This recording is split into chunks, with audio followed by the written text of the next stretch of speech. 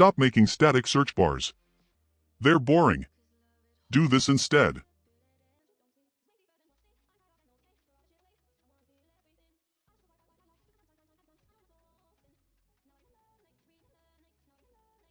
Frame 1. Create a simple 60 by 60 circle.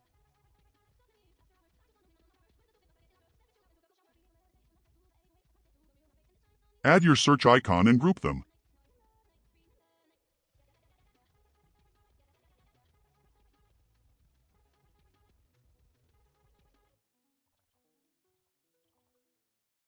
Duplicate the frame. Stretch the circle into a pill and slide your icon to the left.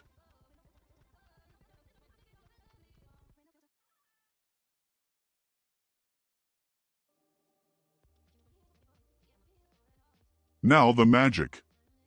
Switch to prototype. Connect the frames on click. Select Smart Animate. Set easing to Bouncy at 800 milliseconds for that premium snap.